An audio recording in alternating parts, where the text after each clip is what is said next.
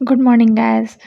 Today we study about the lecture 2 of the nuclear chemistry. In nuclear chemistry, we study about the nuclear emission and nuclear reaction. In nuclear emission, there is no change in activation energy, that is, activation energy is zero.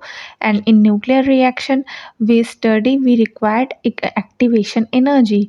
In nuclear emission reaction, unstable nuclei convert into a stable nuclei, while in nuclear reaction less stable nuclei convert into a more stable nuclei.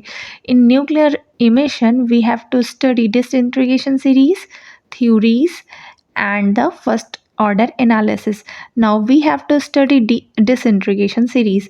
In disintegration series, unstable nuclei unstable nuclei convert into a stable nuclei and emitted energy X. What is the X? X is gamma ray, beta ray, positron, neutron, etc. So here we see with the example 23 and 11 is atomic number of sodium and 23 is atomic mass of the sodium. Here we project as in nuclear reaction, one is target nuclei, projectile and ejectile and stable nuclei. Okay, तो project target nuclei में हमने लिया है sodium. Here we have alpha particle और we can say that helium particle. We obtain Mg and one ejectile. Okay, so study about the disintegration series, possibility of emitting particle. तो जो X होता है वो क्या क्या हो सकता है? एक तो अल्फ़ा पार्टिकल हो सकता है. अल्फ़ा पार्टिकल को हम कहते हैं 2He4. जनरली हम लिख देते हैं 2He4, बट वो 2He4 नहीं होता है. उसमें से हमें 2 इलेक्ट्रॉन निकालने रहते हैं. प्रोटॉन होता है उसमें, बस 2 इलेक्ट्रॉन नहीं होते हैं. Second is beta particle emission. इसको डिनोट करते हैं -1 बीटा 0. ओके, या -1 इलेक्ट्रॉन 0.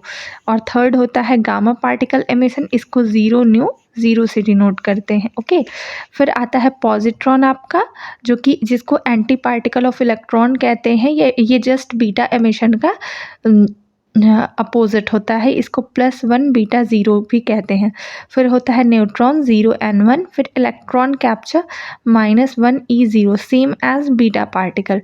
ओके, अब डिफरेंस बिटवीन बीटा पार्टिकल और इलेक्ट्रॉन कैप्चर हम पढ़ेंगे. ठीक है, तो क्या होता है बीटा पार्टिकल में? जो होता है अनस्टेबल न्यूक्लियाई, जब स्टेबल न्यूक्लियाई में कन्वर्ट होता है तो बीटा एमिशन करता है.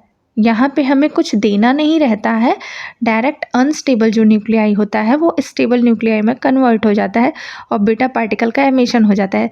लेकिन इलेक्ट्रॉन कैप्चर में क्या होता है कि जो अनस्टेबल न्यूक्लियाई होता है उसमें हम इलेक्ट्रॉन देते हैं, तो वो मतलब अनस्टेबल न्यूक्लियाई इलेक्ट्रॉन कैप्चर करके स्टेबल न्यूक्लियाई में कन्वर्ट होता है.